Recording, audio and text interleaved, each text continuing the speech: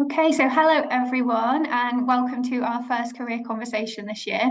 I'm really delighted to be joined by four former challenge participants, William, Moses, Celestine, and Joy, for a conversation about what they've done in their careers since finishing the challenge, how they've got to where they are, and how they've used the challenge and the skills they developed to their advantage.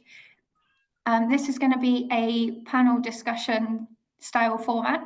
I do have some questions prepared for our speakers, but we also really want to hear your questions. I'm sure you'll have much more interesting and insightful questions than I do. So feel free to put questions in the chat throughout or raise your hand and we'll add them into the discussion. And we'll also have a dedicated Q&A section at the end of this hour-and-a-half event. I think we're just waiting for Joy to join us, but hopefully she'll be able to do that soon.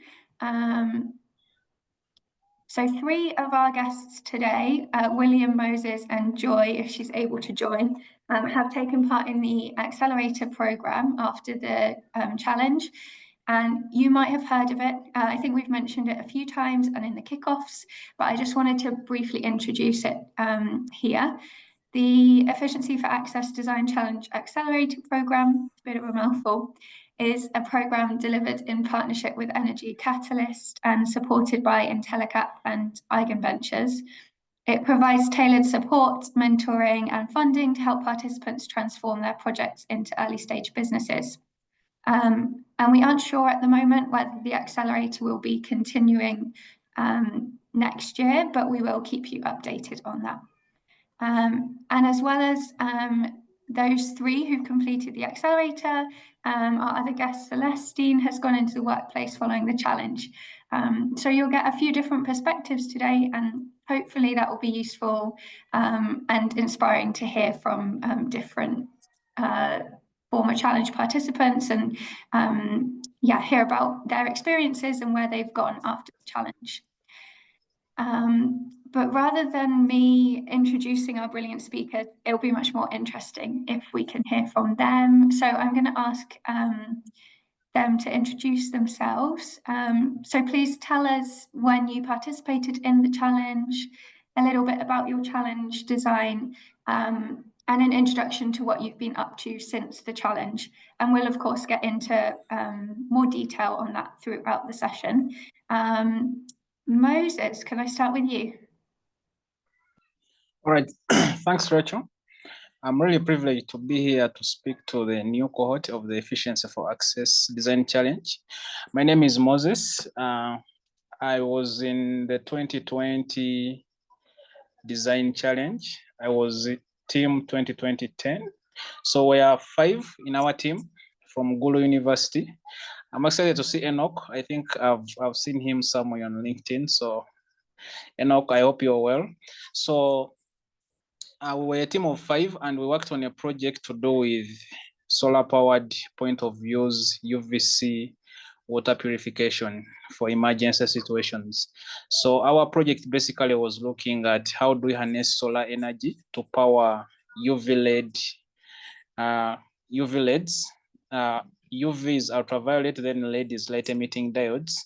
So they are a particular kind of LEDs that produce UVC light. So UVC light has been found to sterilize microorganisms to greater than 3 log reduction, so making water safe for drinking. So we are looking at a project that can kind of harness solar energy to power UVC LEDs to enable water treatment at the point of use. So UVC has been in treatment for, or rather has been in use for a long period of time, but it's now gaining traction in drinking water applications. And that's what we've been exploring since then. So currently I am a co-founder and water program manager with ASEI.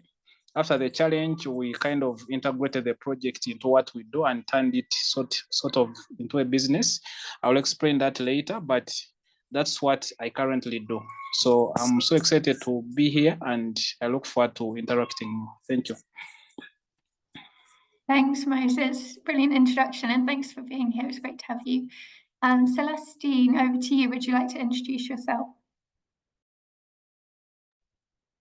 Hello everyone, I am Celestine Gomes and I participated in this challenge last year, that was 2023 to 2024, and I got the silver award for the challenge. And my project was simply a solar powered gear water pump, which was about this size, by the size of the pump, and this pump can use a small less water and then can deliver up to high pressures. And by winning this challenge has opened me doors to numerous careers. And so currently I am working at Huawei as a telecommunication project management division, and I started with Huawei in the solar division, which is their digital power, as a business development executive. And from there, I switched to telecommunications.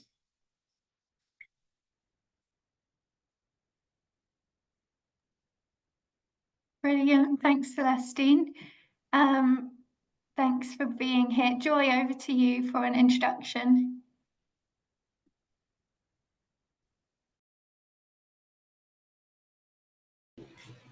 Hello everyone, I hope you are well. It's good to see you guys here. My apologies for joining in a few minutes late. Had a few challenges, but I'm glad to be here with you guys. So my name is Joy Muntet. I am a student at Strathmore University, now almost joining my 5th year of study, and I do electrical and electronics engineering. I participated in the Efficiency for Access Design Challenge in the 2022, 2022, yeah, 2023. No, yeah, it's been quite some time now thinking of it. But yeah, so my project was on a low-cost IoT solar-powered irrigation system, which we have branded it the name M&S Smart Irrigation Solutions, which is the company that we are in the process of forming at the moment. So this is a project that works on checking the moisture levels in the soil and automatically turning on or off the pump that will allow the plants to get access to water, and this pump is solar powered. So that is a brief of who I am, and what I do. Looking forward to interacting with you. Thanks very much, Joy, and welcome. Thanks for being here. William, on to you. Please, could you introduce yourself? Hello, everyone. My name is William Mwai, a 4th-year student at the University of Nairobi, currently studying electrical and electronics engineering. I'm from Kenya. I participated in the Efficiency for Access Design Challenge in the year 2022.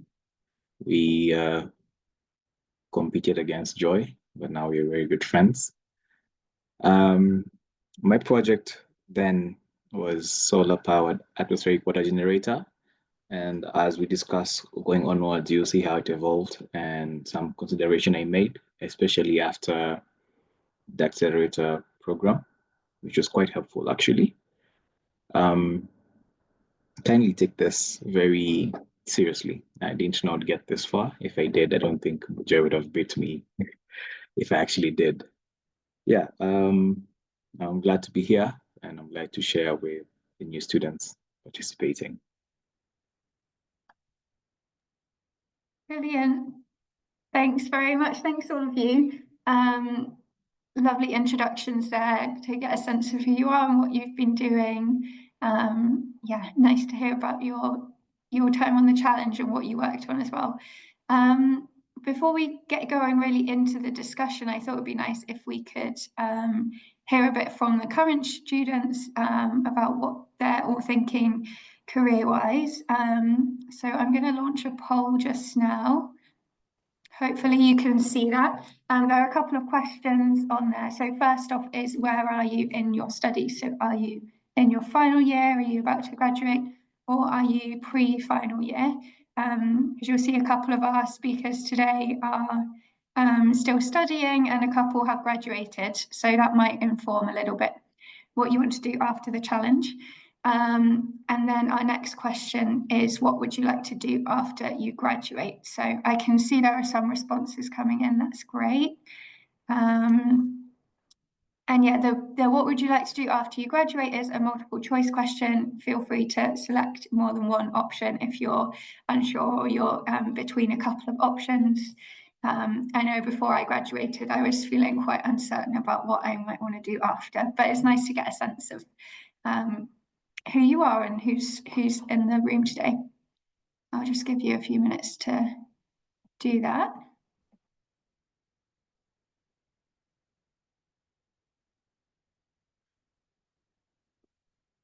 It looks like we have quite a few people pre-final year.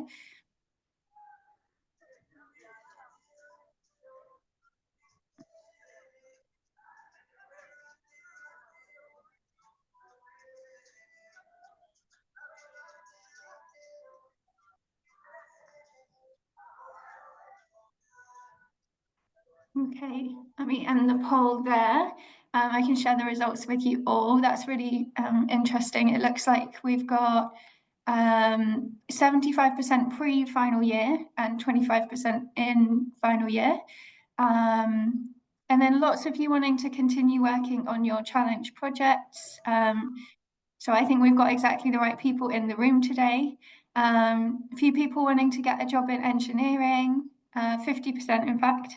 Some people wanting to get another job, some people wanting to become entrepreneurs, and someone wanting to continue studying.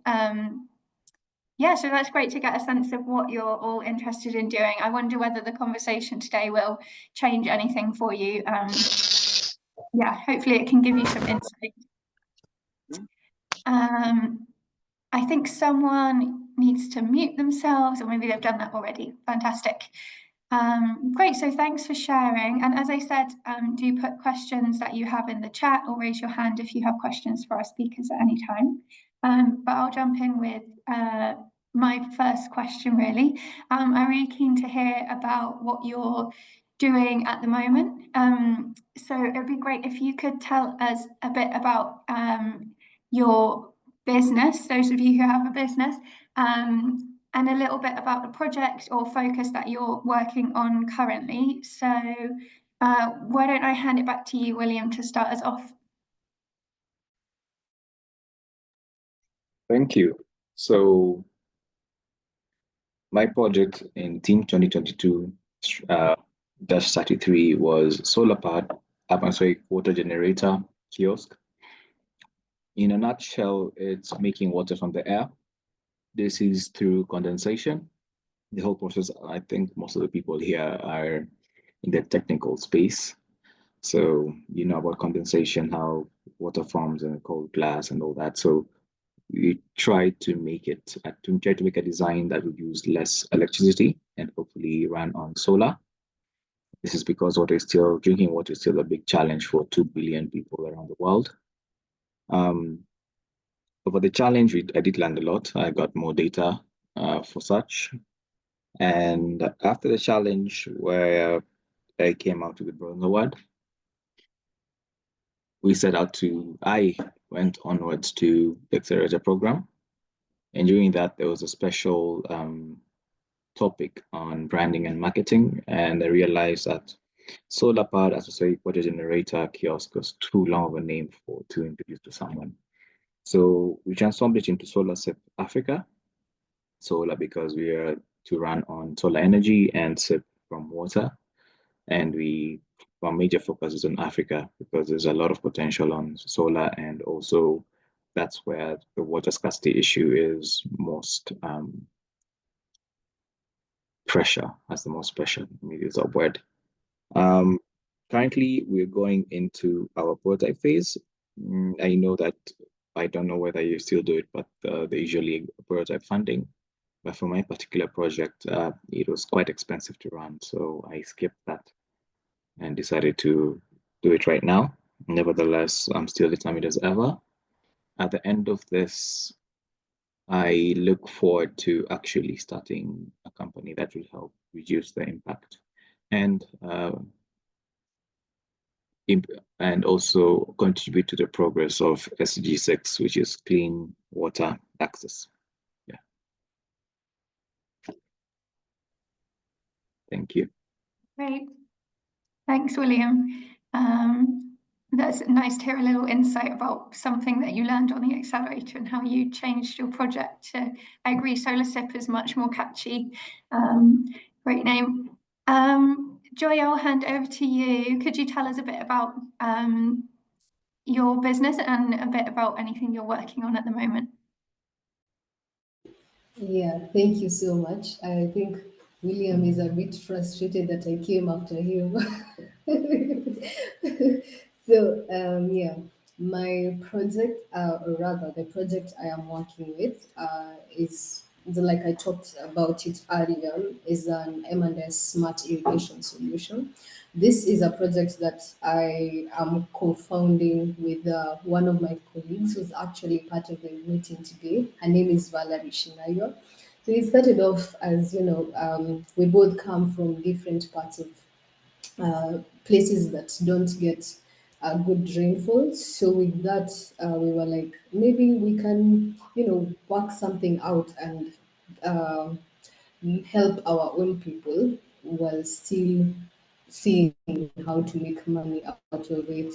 So basically, that is what we have been doing in the recent years. We have been visiting. We started actually doing this from during the design challenge, whereby we started with actually getting to interact with our market, with our target market from the word go. So these are the people from Narok County, where I come from, and the sides towards Machakos County, where my colleague comes from. So we've been interacting with these farmers, getting to, understand their exact needs, getting to know exactly what solutions that they need to the problems they are facing, and to these solutions, how would they like it phrased? Yeah. So I think we have recently completed most of the, groundwork on setting the on establishing the where we will actually put up this pilot systems, because that's where we are at right now as as a team, that we are in the piloting phase right now. Thanks to the accelerator program which we got to participate in, we got so many skills as to actually how to go about our piloting phase. So those are the skills that we are intending to use right now to be able to, help to be able to build this system to move from just a pilot phase into the business world. So basically, in a nutshell, at the moment we are in the pilot phase and we are looking into improving the system and getting all the metrics that we need, including, for example, does this system actually help, improve crop yields? Does it actually help to improve the quality of the crops, and also how does it help in managing their time as we anticipated it to do theoretically? Yeah, that's it. Thank you. Brilliant. Thank you, Joy. And Moses, over to you if you could answer the same question. Yeah, nice story, guys, Joy and William. Quite inspirational. But I think similar experience, because my competition was earlier than yours. So when the cohort of 2020, I was in team 2010. So after we graduated, immediately after campus like this, we didn't look for jobs. Two colleagues from our team, we co-founded ASEI, African STEM Education Initiative. We didn't know exactly what we would do with our lives, but we wanted to be entrepreneurs. So we started a social enterprise. with nothing like we are going to do this or this. But what we had done with the design challenges, we had a prototype for the UVC water purification system, like I told you about. So I joined ASEI now as a water program manager and specifically working on UVC water treatment as a project. So we were lucky to start getting in touch with people, because doing business requires lots of things. Like you need partners to work with, you need financing, you need people, and so many things. So we hadn't figured it all out, but we started. So we're lucky to get a very small grant from somewhere to do some bit of pilot testing, because my motivation was, can we transform this project from a prototype to real world scenarios? So UVC had started to gain traction, but in Uganda, I think we're among the first people to deploy UVC-led reactors for water treatment. That one I'm quite sure, because even the first UVC reactors we used, we shipped them from the States, from some company called Aquisense, which is one of the, I think, best manufacturers of UVC devices. So we worked with their engineers to kind of rather look into the scenario that we're trying to maybe come up with. Like, for example, the real world scenarios in Uganda, we tell them that we want to design a system of this and this flow rate, serving this number of people and delivering water of this and this quality. So we worked with them and they are able to recommend, okay, I think this can work for you and this can work for you. So we started like that. I remember we bought 8 units, then we installed them. So our work mainly went around, rather moved along the design kind of, it was more of the design, like trying to see which kind of solar panel shall we use for this kind of reactor, then the cabling, the batteries and stuff like that. So we started deploying the UVC units in the real world. However, when we reached in real world scenarios, the situation was really different. We are saying we want to use solar energy to power UVC LEDs. You find someone has their own electricity and they're like, can this electricity work?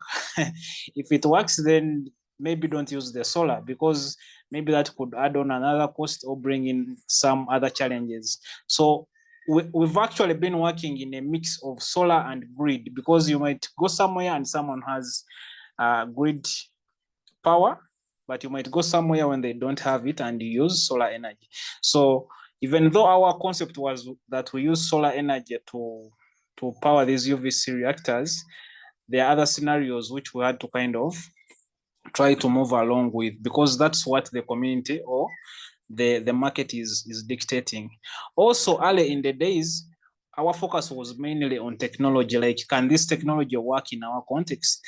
We are not so much worried about how much money shall we make from this, because like I told you, UVC-led technology was just new at the time.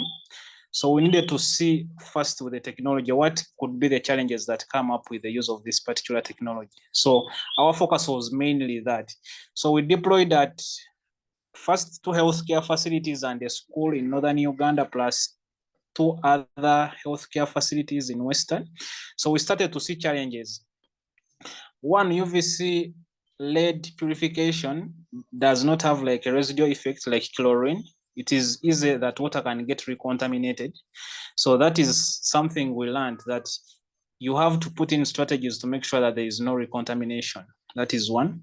Then the other thing is, the other guys who said, okay, we're not going to use solar and stuff, we realized that there is unreliability of power supply. Like, the grid power here in Uganda is always on and off.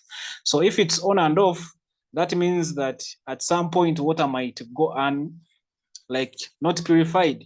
So that becomes like a problem, and that kind of solidifies why solar becomes important in this kind of direction. Then the other challenges we saw were around usage. Like, you'd find that people can easily destroy taps and stuff like that. So along the way, we found out that we need to emphasize protection of the entire system. So when you look at the systems we first installed and what we install now, there is a difference, because we've been learning a lot along the way. So overall, while deploying these projects, it's good to approach them with a mindset of learning and iterating very fast. That is very important.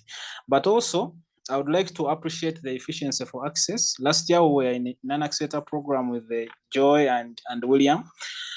Our water program was mainly like sort of a project, but we were able to kind of package it into a business, more into a business.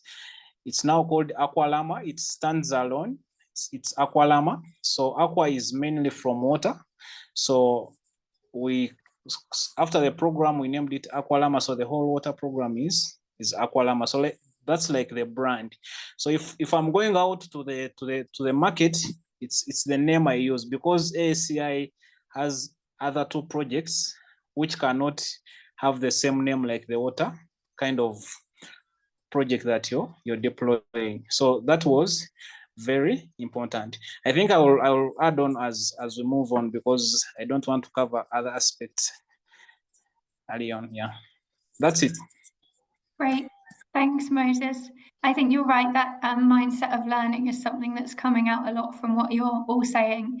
Even though you're progressing with your projects and they're becoming businesses, it's so important to think about it, you know, still in a learning capacity, and still with your users so central to what you're doing. I think that's really inspiring. Thanks. If any of you want to put any links into the chat to any of your projects, to Aqualama, Moses, do feel free. But now I'll hand to Celestine. If you could tell us a bit about your role, maybe your first role and your role now, and something that you might be working on at the moment. All right. So after I completed my challenge program, and soon after I was also graduated from a university. So, and during that time, due to the winning in the challenge, Huawei approached me as joining as a business development executive, and I joined there as in the solar department, digital power. And in the digital power department, we mainly focus on providing solar solutions. And our main product was the inverter, which converts the DC power to AC power.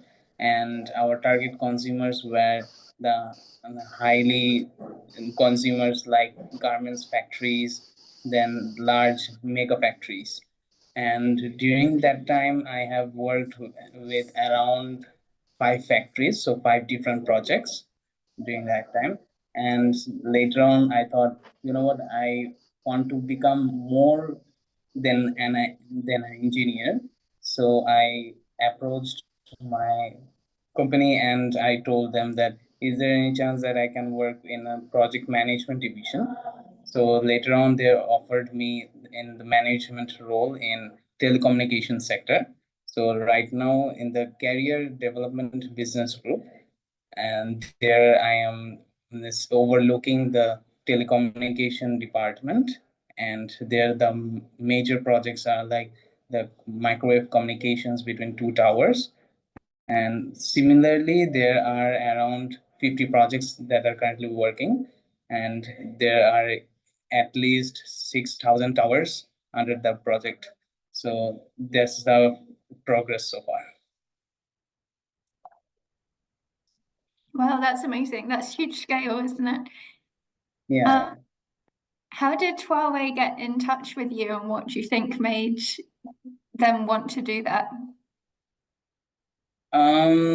It was pretty interesting because right after winning the silver award, my university promoted the whole banner and posted everywhere that the student from this university has again an award from international challenges.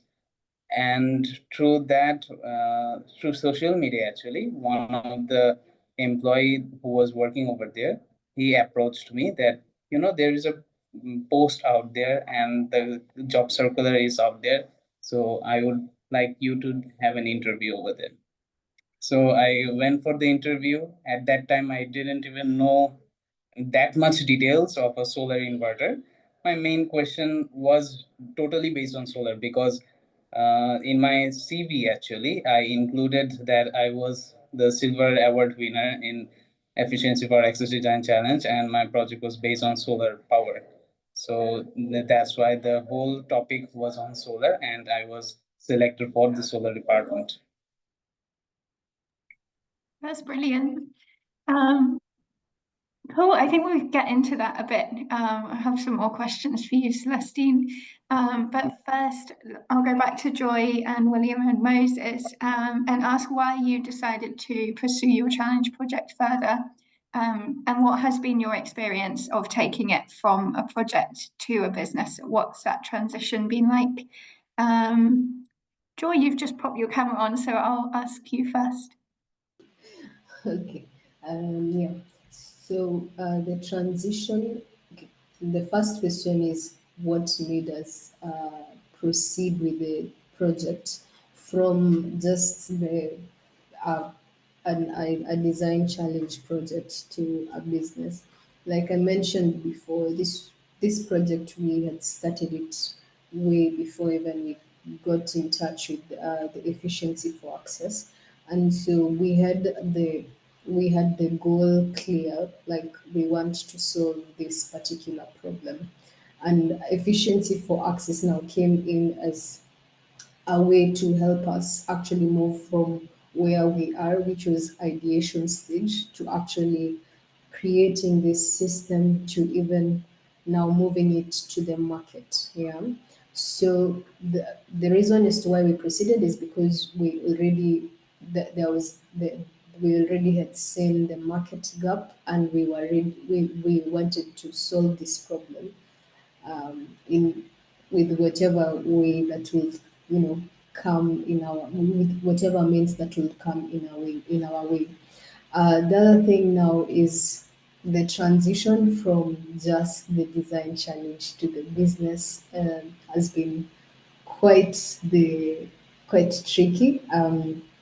Very challenging, and requires a lot of dedication, a lot of learning how to balance everything, your social life, your academic life, your the like literally you have to learn first of all how to balance all these things for you to be able to advance further, and also taking in consideration your own mental health. So in my opinion it has been challenging, but I really would like to thank the efficiency for access team, because through the accelerator program it sort of made it easier. Like we used to do things that are expected of you while setting up the real thing now, so step by step. And then some of the mentors that we had, like Mark Bennett, they used we literally just ask them for a one-on-one session, like we're stuck here, and they'd be willing to show up for us. So I think it has been challenging, but as I'm talking to the guys who are part of the efficiency for access right now, please don't shy from seeking help. It will really help you out in sorting the small things that you feel like are big things, yet they're just things that other people have already gone through. Yeah. Thank you. Yeah, I think that's such good advice. And for people on the challenge, now you have lots of resources available. So you've got your educators, but you've also got your mentors who will be able to help and support you. And these events and webinars are great places to connect with people and ask questions. And that, I think that's great advice, Joy. Thank you. William, I'll go to you next. Thank you for that. Well, what really made me go for the next phase? Well, it's a realization that I could do so much more. I'll start with the advice. Kindly do attend all the sessions that they have from Efficient for Access. They are helpful, especially in building up your project for now. hopefully when you get to the Accelerator challenge, you'll now get to the business aspect, because I hadn't yet simply understood how to make it commercial. After the final pitch and awards, I realized that there was so much more I could do. I mean, I'm making water from the air, and then some facts came along that the fact that the water I'm making is distilled, which is the best or preferred kind of water for making green hydrogen. So I realized I also had a device that could help in advancing green hydrogen access around the globe. Going forward, it put me in a position where there are so many challenges that I could solve with this single project. And I would not have realized this without the help of Efficiency for Access, because first things first, they provided the platform to learn. You shouldn't think about anything but to learn from them, because they engage industry experts in this. So when someone tells you that this is how you do it, or this is not how you do it, it's from someone who's probably tried it before and understands things that are feasible and things that are not. So the transition was quite a journey, because, to be honest, my project has changed so much. In fact, if I were to go back to my final report that I wrote, I would cringe, because that's not really what I'm doing right now. It's changed a lot, so much so that only about, let's say, 30% of what I wrote in my final report is actually here. This shows the massive amount of changes that has gone through right after the challenge. So don't think about this that I only have to do it for the challenge, because even after that, I took my project to another program, and we got all the way to the finals. It really showed that with dedication and hard work, you'll get there. But I can't emphasize it enough. Take those sessions as serious as possible. Take notes, learn from them. Make sure that you ask questions. Questions are very important. I'm pretty sure Joy would realize that I became more active in the sessions during the accelerator program. I would ask so many questions regarding, and it did help shape my mind. Topics that were not available anywhere. If you, say, for example, wanted to know about carbon credits and how you can leverage over them, it's very hard to find a place where they would tell you all this, and of course, for free and from industry experts. So my major advice is to take those sessions seriously, learn from them, ask as many questions as possible. They really help. And go the extra mile, actually. I know I actually went the extra mile towards now the end of my accelerator program, and it did rip off well. So don't do the bare minimum. Bare minimum only give bare minimum results. If you're able to make a CAD simulation, a CAD design of whatever you're making, do it. If you're able to make a report that is worthy to be written on a research paper or whatever else you're doing, do it. You don't know who's listening. You don't know where it could lead to. You haven't yet discovered fully what you're working on. But later on, you discover that what you're working on is not just a project for this challenge. You're taking on world challenges. Each one of us here was speaking, and also you who are in the, participating in the design challenge are actually taking on real world problems that could make a difference. And I don't think there's any much favor than being able to solve a world problem and impact lives. So that's what I have to say. That's very inspiring and great advice, William. Moses, over to you on why you decided to pursue your challenge project and what the experience has been like. Yeah, one of the things is worry of unemployment. So in Uganda, the unemployment rate is really high.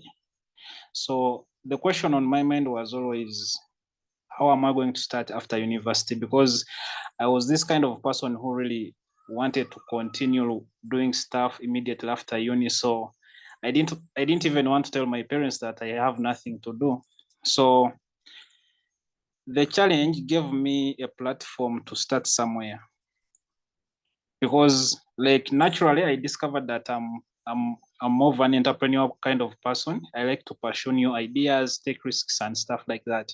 So when we had done this project and started ASEI, it was clear for me that I can do this as a full-time job. So I would actually like to tell the audience that the Efficiency for Access Design Challenge project has employed me for the last 4 years. So all the money that I'm paid every other month is out of that project. So, and I can't say it's bad money by Ugandan standards. So for 4 years, I've been eating money from that particular project. So if there's no more inspiration I can really give you apart from that. So really, in terms of inspiration, it was one worry of unemployment, but the other thing I wanted to test out ideas, because during the challenge we always came out with stuff like, okay, the business model will be like this is how the design will be and stuff like that. But I was this kind of curious individual wanting to discover, does it really work in the real world scenarios? So that curiosity alone always pushed me to try and do things. So I think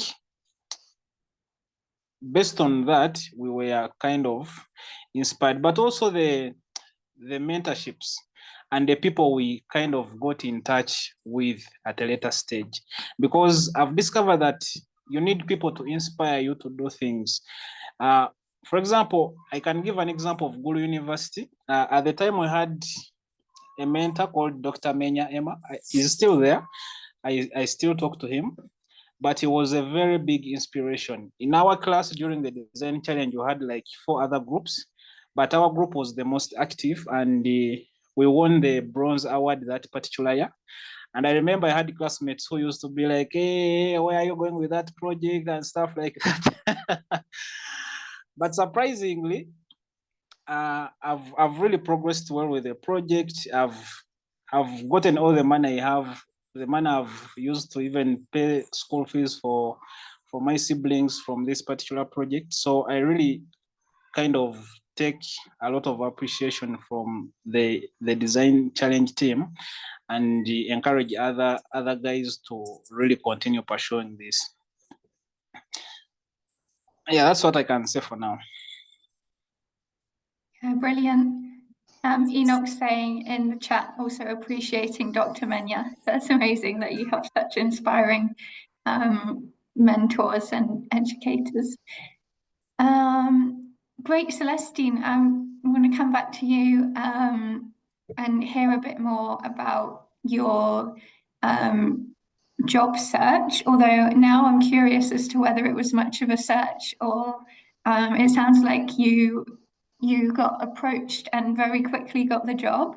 So were you already looking for other jobs? Did you have much of a job search, or did that come to you quite quickly? It was right during the challenge, actually.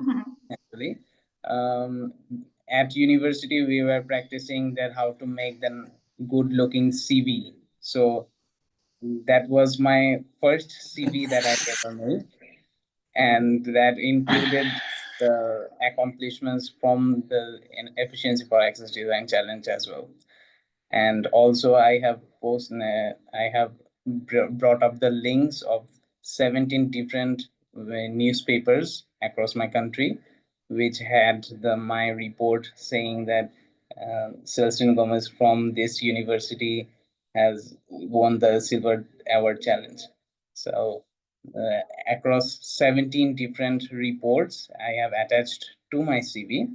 And at that time, I guess my first CV that I gave was the job I was approached from Huawei. So that was my first CV I dropped in a company, and my first interview as well, and my first job from there. That's amazing. Congratulations. Very impressive. Yeah. I mean, most of the people call it that this is a luck, but I would say that it's also my hard working and my dedication time as well. Yeah. Do you have any advice for our students on like how to make a job-winning CV? Was there something? And yes. I would also like to speak on it. I would say that results, academic results, actually that doesn't that much. I would say that if you have a baseline for going and looking for a high level job, then you can say that out of 4, CGPA 3 or 3 and above is quite good. But most people do not have is that the communication skills, the interpersonal skills, the skills to convince others. These kind of soft skills are actually quite helpful. And secondly, the whole presentation, the whole format you are sitting and giving an interview, that determines the interviewee also, that is he or she going to hire you for the company or not, and will you be able to making a greater contribution to his team. Yeah, just to add to that a little bit, we might be talking about entrepreneurship, yes, but I realize that not all of us are really born entrepreneurs, and it really takes a lot of courage, hard work, resilience, lots of things, lots of failing. So not all of us have the courage to fail, fall down, stand up, fall down, stand up. Because I remember early days when we started the ASEI, it was not really easy. Like we are living on really bare minimum in terms of the money that we have in our pockets and stuff. But you have to kind of be patient and focus on the most important things. But not all of us have that bit of courage. And I really acknowledge that there are lots of opportunities out there, especially in the clean energy space, that people can take advantage of, and they are really well-paying jobs. So I think if you got in touch with Celestine on how to write CVs, because I've also been lucky to call for applications and stuff, and I've gotten applications from Ugandan students, and you look at how they write CVs, and it's really annoying that you cannot employ them. So I think that's one thing you guys can really work on, like how you communicate, how you package your information and stuff like that, how you write emails, how you connect with people and stuff like that. It's really very important, very, very important. Yeah, thank you, Celestine, for that. Yeah, so even if you have the engineering skills or the communication, but if you cannot express it to the person who is going to hire you, then no one would know that you have that potential or you can harvest that amount and contribute that much. So it's really important to bring out and to say that what you can do and what you are capable of, and actually your accomplishments, rather than I would say it is not only the academic accomplishments, the extracurricular activities such as participating in this challenge and have the courage to and have the perseverance to actually win this award.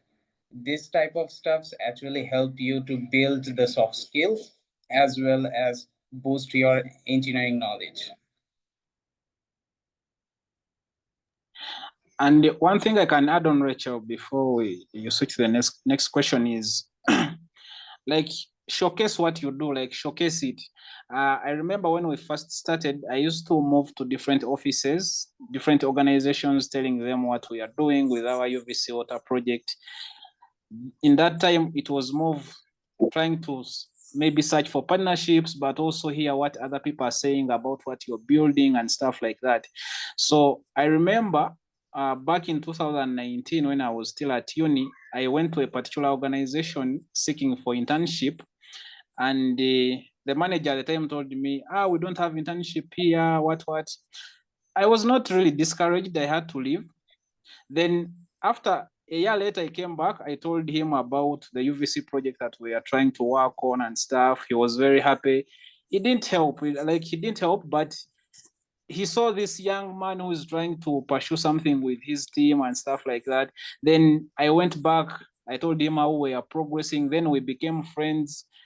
Then after some time, he started recommending me like very nice consultancy projects. Like I'd work for like maybe with a consultancy firm, you really get good money and stuff like that. But it was out of the knowledge and commitment that he was seeing that maybe I could positively contribute to these projects. And that is similar to the job search. Like you can interact with people not because they should give you jobs at that particular moment, but you're trying to show them your potential so that when an opportunity arrives, the first name that comes into their brains is maybe Moses or maybe Celestine or you. So you have to keep that in mind as well. Yeah, I think that's such great advice, and the soft skills thing about that, like communication, like you're saying, Celestine, and resilience and perseverance, and they're so important and valuable. And we've been, you know, when I talk to people in the energy access sector, it's something that they all talk about, is that they need the soft skills, and that's what's so valuable. Some of the rest of the skills can be taught, but soft skills are harder to teach. And yeah, I think that's really great advice. So talking of skills, it brings me nicely onto another poll that we have for you. Let me see if I can find that. Okay, so I'm going to ask our panelists about skills in a minute, but we've already touched on some of it. So I'm wondering, what key skills are you developing on the challenge? So I suspect that some of these, like communication, perseverance, will be ones that you're developing, and I think there'll be probably quite a lot more. So we'd love to hear what key skills you think you're developing that you could potentially pull out in a CV, for example, or talk about or express at a job interview. I'll give you some time for that.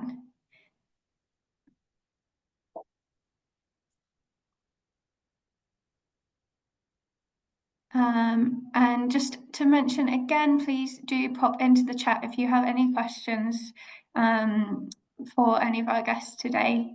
Do put them in there, or feel free to raise your hand at any time. Because yeah, we'd love to prioritize your questions if you have them over mine. Can you all see the poll okay?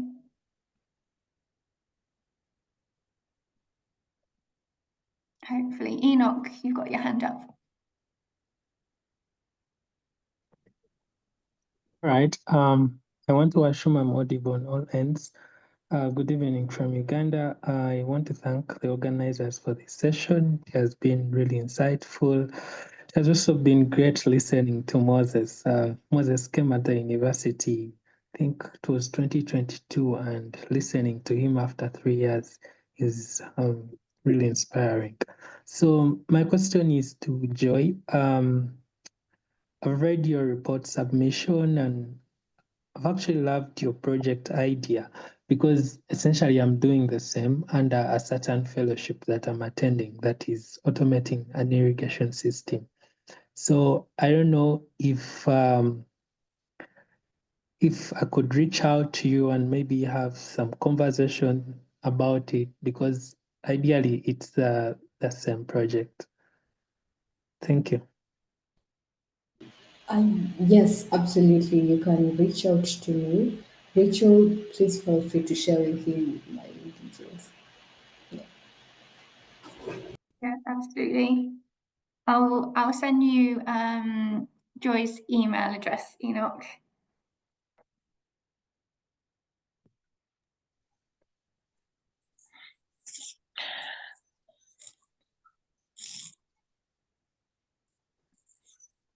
So Joy, you have a business partner in Uganda. Oh, really? I'm going regional. Yeah, one thing they advised us, they advised during the design challenge was not inventing the wheel, like Mhm. ensuring that you build on what somebody else has already kind of worked on. So I think if Enoch wants to really continue along the same path, I think it would be good to explore if there's any possibility of partnering and stuff like that.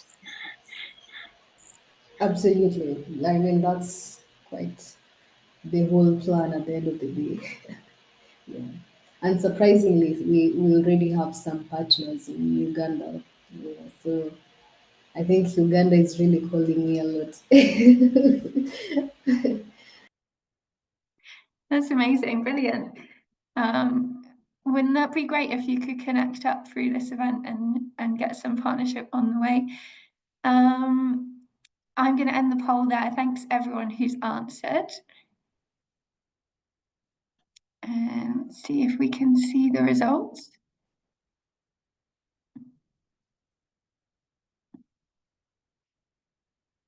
Okay, I'm going to read a few of them. I probably won't be able to read them all. So we've got prototyping skills, communication, budgeting, presentation skills, teamwork, pitching, building ideas into a reality, perseverance, and not looking down on oneself. That's a great one. Marketing, communication, research, problem solving, project management, entrepreneurial thinking,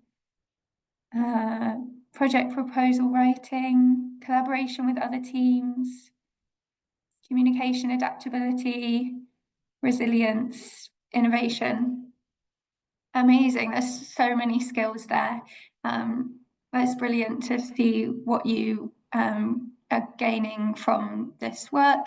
And I think, yeah, really inspiring to sort of get that down and see what you have to draw on and what you could talk about as you and what you have to offer as you move into your career after the challenge. Does anyone else have any questions for our speakers before I go back to mine?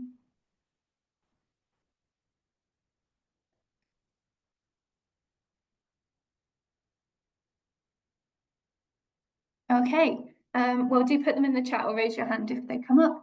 And yeah, on the question of skills, I would love to ask our guests what key skills you developed either during or outside of the challenge that have prepared you really well for your current role. Obviously, we've already touched on some of this a bit, but maybe if you could pick out one or two skills that have really helped you get to where you are now, that would be great. Who wants to start? I can start maybe. Thanks, Moses. Yeah, I always tell people my biggest or greatest skill is collaboration. And I think it's one of the biggest pillars of doing business, like working with others. Why I say that is, one, for example, from the business point of view, when you're starting, your team is very small. So ideally, you don't have all the skills you need in your team. And the reason for that is because you have limited financing to pay salaries, rent a place where you'll be operating, buy equipment and stuff like that. So working or collaborating doesn't necessarily mean sitting in a group of 5, then ideating ideas, coming up with ideas and stuff, but it's more broad. It's broad in a sense that how do you identify organizations, companies doing close to similar work that you're trying to do? How can you also create value in that bit of ecosystem? For example, with our project, we later realized that the University of New South Wales was working on a research to do with UVC water treatment. So, and they were looking at the developing context. So we started working out a partnership with them, complementing them as in-country partners. So we try to come up with designs, co-design with their researchers and students, and try to do work here. So when we did that, UNSW has resources that we don't have. They have laboratories that we don't have access to.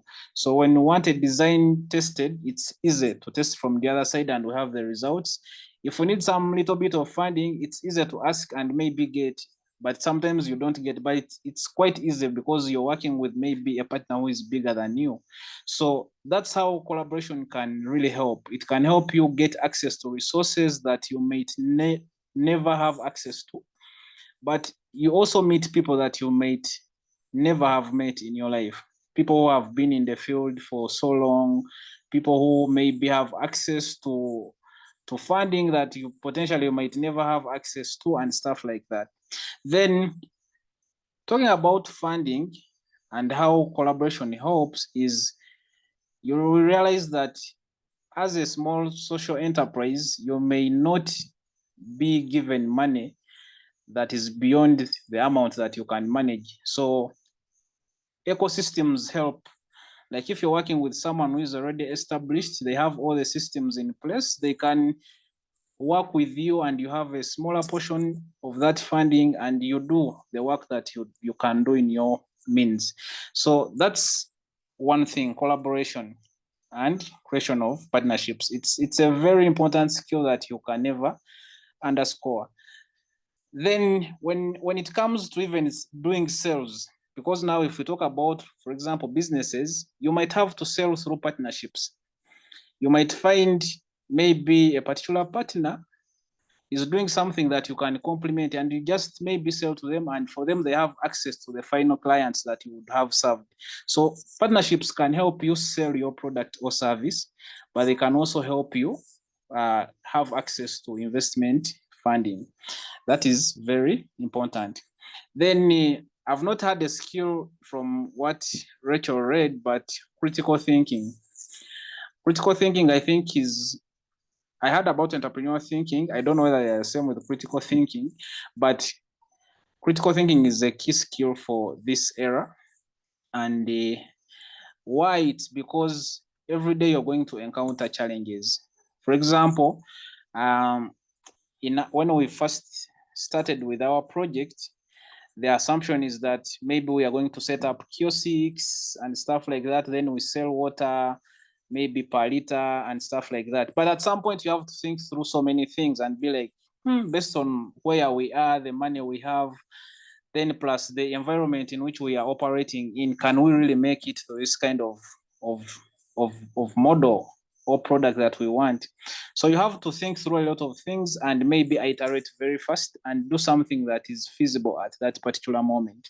So currently we are doing something really different from what we had proposed. Like William said, is doing absolutely like very different things, and those things are always determined by the users. So approaching business from the user point of view is very important. You can't say that, okay, this is what we want. As engineers, we want to be perfect and say, okay, this will work, but the market will bounce you back and you have to listen to what they are saying.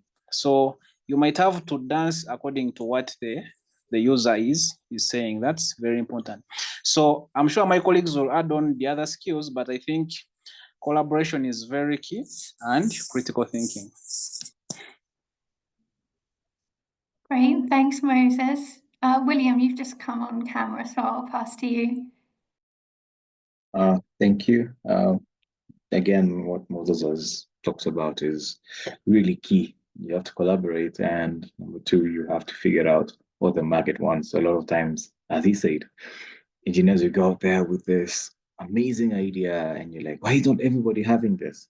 Well, it's because you're not solving their problem that they want it to be. You might be solving their problem, but not how they want it to be solved, which you have to go back to your drawing board and figure out how to solve it the way it should be solved as per what the market wants. So I have a short list of some of the skills I got in. I'll talk about maybe one or two. My skills were budgeting, communication, team building, successful team building, not just a team, entrepreneurship, innovation, time management, and mentorship. So one of the most important ones is team building, successful team building.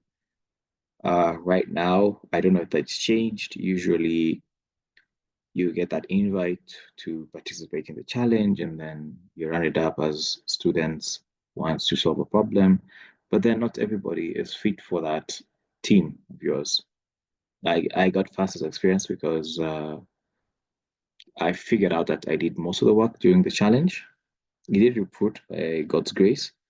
However, afterwards, when I went into the accelerator program, I cherry picked who gets to be part of the team, because you don't want a situation where you can't delegate, or when you delegate, it doesn't work through. Basically, your team member is not putting as much effort as you would want them to, which is very key in moving forward in your progress with your project.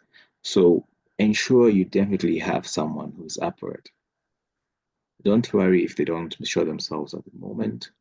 You'll find the right person. Look for things like people who are time conscious, meaning that when you set a deadline, they actually meet the deadline, because that's very important. People who are free thinkers, they don't just say yes to whatever you have today. They'll challenge you with a question that has you thinking. And those sort of things. It really helps to have a team, because trust me, you cannot do it on your own. No way. And a lot of times you do it on your own, you'll miss some very minute details that someone else don't really notice. So build a successful team. The project might not be successful, but at least the team can get the project through. That's the first skill I learned, and I feel like you definitely need it going forward.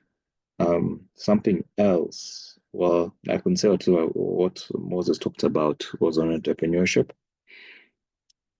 Oh yes, you have to know how to budget your money.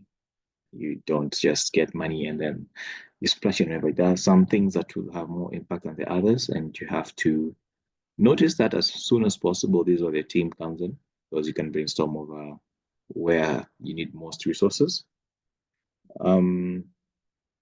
Some of the skills I got is innovation, of course.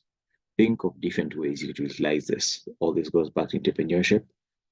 The first idea you had with your project, I can bet you whatever amount you want that it's not going to be an idea that you're going to get to the end. It's going to have a lot of iterations after a lot of thought. And you should be thinking about it any free time you have. Also, there is time management. Most of you are still doing your classes. So you have your assignments on top of doing engineering and all that. So you usually find yourself squeezing in that time to do your research or write the reports and develop your project. So most of the time you find yourself working in the late evenings or on the weekends, which is totally fine. I mean, you're working towards being an entrepreneur and you're still studying. So you have to find that time. There isn't enough time. Everyone has 24 hours, from Elon Musk to someone who's finished school or is simply in kindergarten. They all have 24 hours. So it's figuring out how to make the 24 hours work for you, which is very crucial. So figure out time management, get that skill. It really helps a lot, because it will help, especially in progress. Otherwise, you'll never succeed. If you can only move one step in a week, you're going to take ages, and timing is everything, especially in the tech industry. If you get it wrong, well, someone else will get it right at a later date because of timing. Mentorship as well. As you go forward, do hold people's hands. Actually, after this call, there's someone who was very interested in fishing for access, and particularly in the project I was working on. So I'll have to hold his hand and tell him how to go through this. And actually, I would like to have him in the team because he's on the right skill set I need for my project, or from time management to interest as well. Please have someone who's actually interested in your project. Do not put someone simply because they're smart, simply because they have only one skill that you really need. I tried that previously where someone had a particular skill that would be really helpful, but he wasn't as dedicated to the project. So that skill went down by, I don't know, 50%, because now it wasn't helpful to me despite him having the skill. So you're not going to get someone with everything. but I'll at least ensure someone who ticks most of the boxes and know what you want. I think I'll leave some space for Joy to say something. Finish anything. Thank you. Thanks, William. Joy? Okay, thank you, William, for that. So, for me, I'll start by saying I think the challenge taught me a lot about adapting and being flexible. Why am I talking about this? Just like William and Moses have talked about, teams are very important. Now, for me, actually, when I submitted my first concept note, immediately after submitting, my colleague was like, I'm not interested in doing this anymore. So luckily, we had this conversation with Valerie, and so after some time, after a few conversations, she was able to come on board because this was something we had been talking about as friends. So afterwards, we continued, and then towards for quite some time, it was just me and Valerie working. And mind you, Valerie is a bit new to the project, so that means that I was doing most of the work here. Then at the time, we were collaborating with students from City University in the UK. So the students from City decided to abandon the project completely just before the final submission. It was insane because at that time we were supposed to start our exams like a week later. So it was crazy because a lot of things were happening at the same time.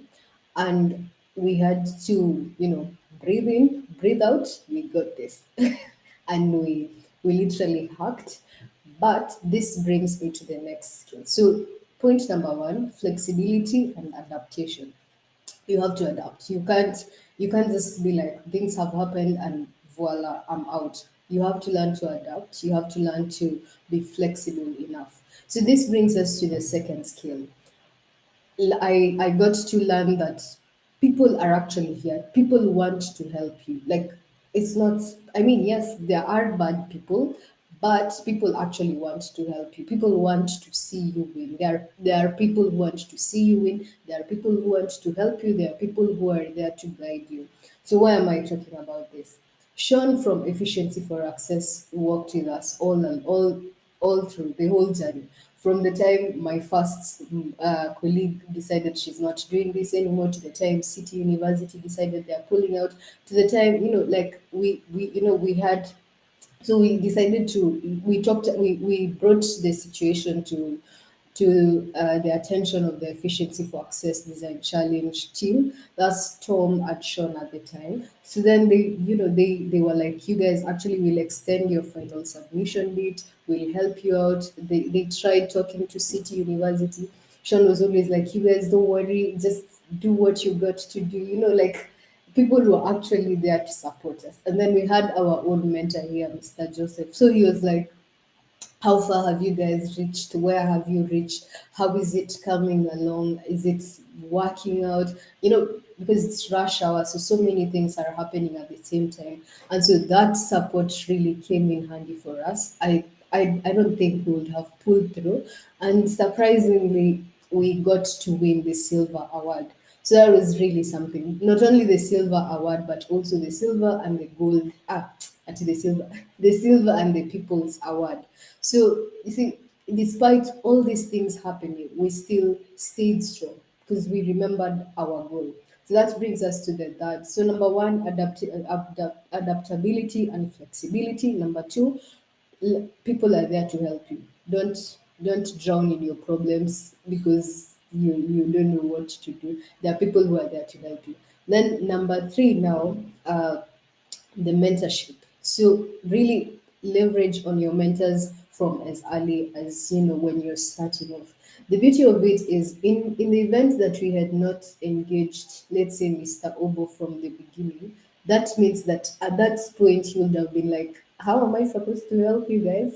What do I do? I don't even understand what you're doing. And we also had a guy from Uganda who was our mentor. I think Ugandans really have something to do with me. So we had a mentor from Uganda at the time, David Subira.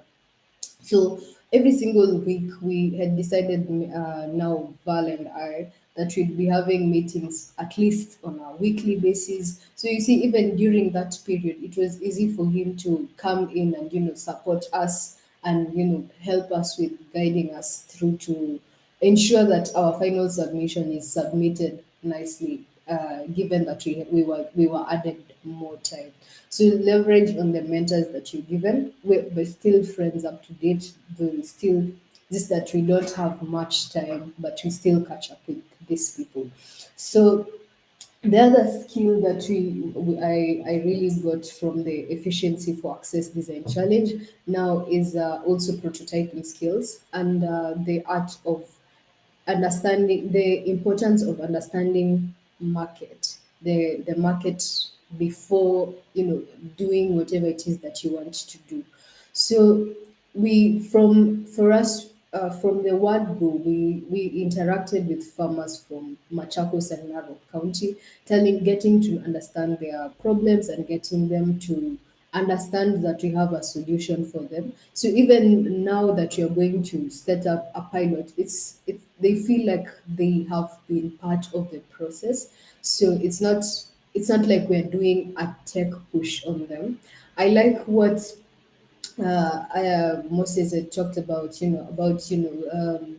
need to really understand your business a lot and the market because without your market, there's nothing you're doing. There's nothing you're doing. And this reminds me of a conversation that we've just been having, where Bill Gates was talking about, vaccinating cows of Kenyans.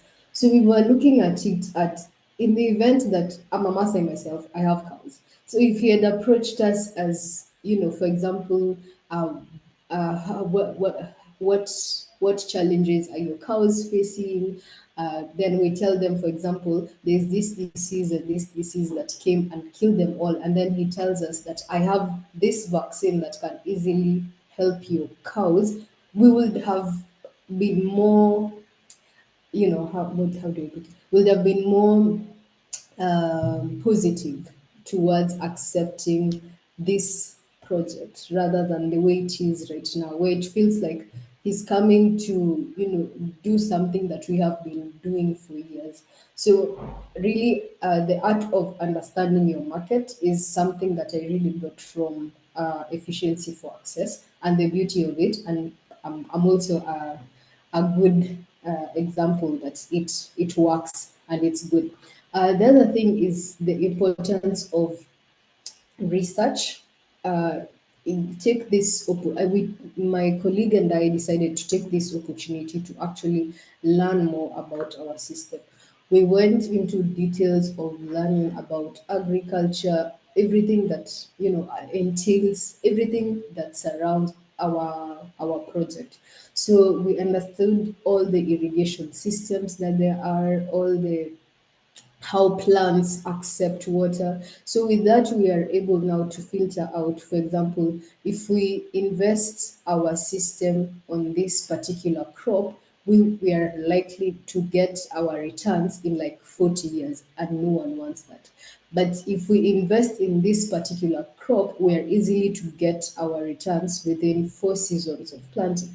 So with the Efficiency for Access, specifically the accelerator program, we got to really, really understand our our system in details, such that if anyone asks me about anything to do with agriculture, I can easily, respond to that question. And the other thing is also on the business aspect around agriculture as well. So the last skill, there are many more. My colleagues have really touched on them, but this is one that was really close to me. Is the art of the importance of hard work. You need you they in as much as they say, work smart, I don't know, do what, you have to first put in the work for you to know how smart can I now work. Yeah. You have to really put in the hard work, learn everything that there is to be learned. So with that, you can easy like you it becomes easy to even delegate like we are doing right now. Our first system we built it from scratch with my colleague, but right now because we easily understand how it's done, and because we'd like to focus on our studies in the meantime, we can easily, do guide someone. This is how you do this, and this is how you do it, and then so that you can produce this and this and that. But if we hadn't put the hard work at the start, then right now it will still have been tedious because it would have been more of a back and forth. It still is because it's still very new, but it's much better because we now understand exactly what it is that we are working on. Yeah, so I think that's really it. And maybe a last one is the take advantage, the importance of taking full advantage of whatever resources that you have. Take take it what I mean. You're in this project you to learn as much as you can. Learn until you feel like, oh my, I don't even know what I'm doing anymore. I feel like I know nothing. Learn to that extent. Disturb these people, get them on meetings until you get it right. Start all over again every single day until you get it right. Yeah. Thank you. Amazing. Thank you, Joy. So much great advice, everyone. Celestine, I will come to you on the key skills you developed and how they prepared you for your current role. Right. So my current role is in project management, and as you know, the project management itself is a vast number of skills and skill sets that we need. So first, I would like to discuss planning and organizing during the project. So we have to select that what is our goal in the project. So if we do not have a destination to go, if we do not have any objective to work with, then the whole perspective of a project, the whole mission of the project is not valid. So this is a vital important thing that we need to make our goal visible, and we need to stick to our goals every day till the project ends. And secondly, I would like to say that first we need to define what is a project. A project is something that has a start and that has an end. So in between that, timing and scheduling is quite vital. And with timing and scheduling comes the budgeting factors as well. That we need to know that at what moment and what time we need to spend our budget, and then we need to gain from our investments as well. And we also need to know that when and in which specific times we need to do so. So later on, we have the leadership and the team management skills. So I would get to the leadership part later on. First of all, the team management skills. We need to identify the resources and the capable resources that we can hire or bring to a part of our team. So suppose our challenge participants which are participating now, you need to identify that this particular person is the right resource for my project. You need to be able to identify his skill and how he can contribute in your project. So this is very vital. And later on, we have the leadership skills. So as a leader, I don't think that you have to know each and every technical aspects. I don't think you need to know the budgeting factors as well. I think as a leader, you should be able to inspire your team members to go forward as a team, rather than if a team member is struggling, then you need to be able to inspire him and connect with other team members as well. So as a leader, it's your responsibility for the project to move forward. And later on, we have the problem and the decision making skills as well. So as Moses said, that critical thinking is a part, and as Joy said, that adaptability is also a part. But I would like to add one more thing, is that the risk management. You need to identify the project risks associated with it, and you need to identify and then study on the risk factors, that how you can decrease it. Let's say I would like to relate that in telecommunication sectors, we regularly we have the technicians that climb up to the towers and then set up the antennas as well. So here a major risk factor is that their environment, health and safety, which we say EHS, so environment, health and safety. And this is a major risk factor, because we have to ensure that the team leaders that are going up the towers, they are putting on their harness, they are putting on their safety equipment, personal equipments as well as. So if there is any occurrence happen, if the person somehow there has an accident, the whole project is at risk, because later on the other people would say that this project is worthless, because instead of saving or doing benefit to the community, this doing harm. So we need to able to identify the risks and manage the risks accordingly. And with risk management comes the stakeholder management as well.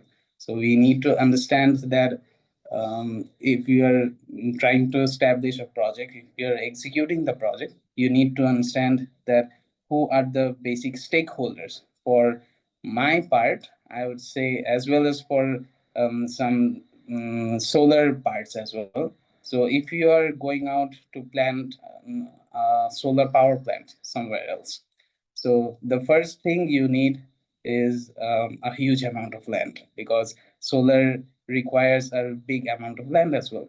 So you need to able to identify that which areas would be the best suitable for solar power plant. Such as in Bangladesh, it is by law, it is totally said that you cannot put up solar power plant in irrigation areas, because the land that is used for irrigation cannot be used for harvesting the solar power. So you need to be able to deal with the stakeholders and the stakeholder management as well. So later on, you obviously need the technical skills, the basic technical skills, that the engineering skills that would push you further. And as a leader, I don't think that you need the technical skills that much, as long as you can manage a team member who has the technical skills and the abilities, and you have the leadership skills to drive the whole team moving forward. So that would be all. Thanks, Celestine. Thank you, everyone. What amazing skills and explanation and examples. So many soft skills there, and I hope so much food for thought for people on how they can, present their skills, think about what skills they have, consider what they might want to work on.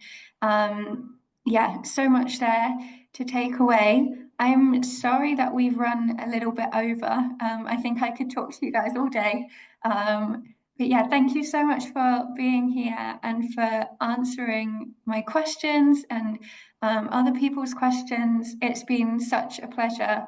I've really enjoyed the conversation, and I hope that you have as well.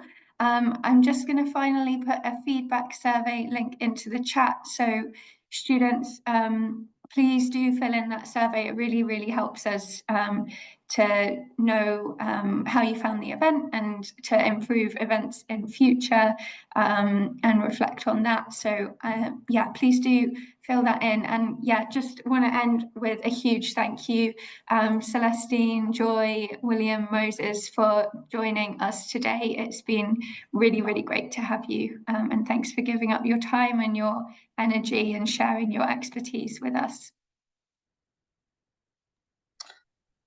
Thank you too for organizing this. We really appreciate. Yeah, of course. Thanks for being part of it.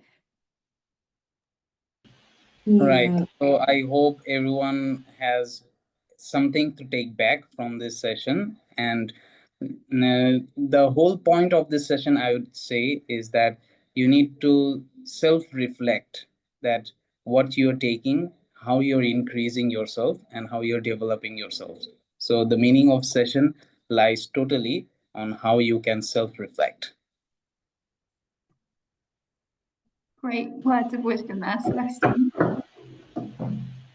yeah, I also agree with that. And one last thing before we leave, thank you so much, Rachel, for inviting us. It was really amazing interacting with the different people and even learning more. I mean, every day we learn. So, just one last thing that has really helped us is I'd like to invite all of you to look at your projects, your innovations as a journey. That's in the event that where do you want to go with this project? Where are you targeting? This will help you in one, not getting crowded in the cloud. Yeah. What I mean by that is, for example, if in the event that, for example, I get to win so many things, I am all over the news and everything. I can easily feel like I have reached there, but is that really where I was going to with this project? No.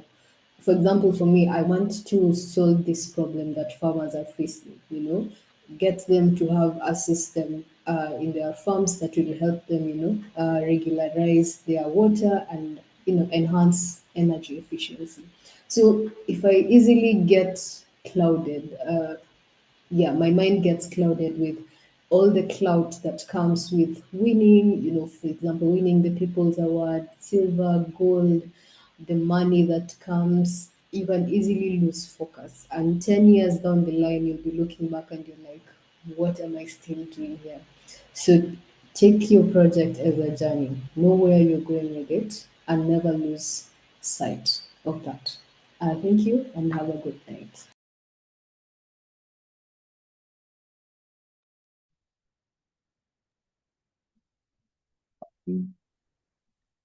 Well, thank you for hosting us. It's a great opportunity. I actually really wanted to talk to anyone who's participating in the design challenge because there are things that you will get wrong. But for me, my key point is take those lessons seriously. Do learn, do learn from Efficiency for Access. It's actually a great platform to get yourself exposed. We've had countless opportunities where we've been exposed to industry in the technical side, in the commercial side. It will be a great learning experience.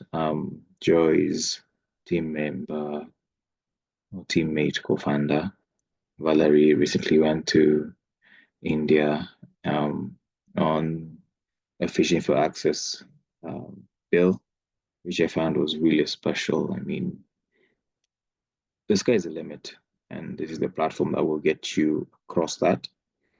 All you have to do is just to get dedicated and put your back foot forward. For me, the major thing that has really catapulted me is my pitching skills. Right now, I'm a hell of a pitcher. In fact, I just started business on pitching this rate. And all this is because I was exposed to this earlier on from the lessons, the sessions, to actual pitching to judges and making sure you get it right. You might not get it right the first time, but there are countless ways of you improving when before that. So do reach out to us in case of any questions. And Sean, and now at least he has someone to help in with. They will definitely, Rachel, will help you as well. They'll definitely see you through. I've never seen a program that would really want you to succeed as a Fishy for Access Design Challenge would like. It's one of a kind. I've participated in other challenges, and to be honest, they want you to succeed. So if you do slack around, you would have lost a chance that you're going to regret a few years later. Moses talked about how he has his class members and former class members look at him, and it's the same actually. Even for my class, I had people asking me, "Why are you so engaged in FEG for Access? Are they paying you? Are you doing this?" But they never understood the value for me. And actually, the value is from the lessons you learn. So far, I've polished my budgeting skills. I've polished my pitching skills, also how to write a project, what is required. So far, so good, and I'm so excited to work with them all the way through, actually. Yeah, so from me to you, put a big foot forward, be positive, and kindly, I can't emphasize it enough, do learn from the sessions. You won't realize how special they are until they're over. If I had a chance to go back to 2022, I would definitely put more emphasis on them. Attend all of them. They're really important. That's all from me. Good night. Thanks, William. Well, I'm feeling so inspired, certainly. Yeah, and I'm sure you all are too. So yeah, thank you so much for being here, everyone. If you have any questions for our speakers, they might be happy to answer. So send them my way and we can see, because I know this session has sped by. But yeah, that's all for today. Thanks for being here, and I'll see you guys soon. Bye-bye.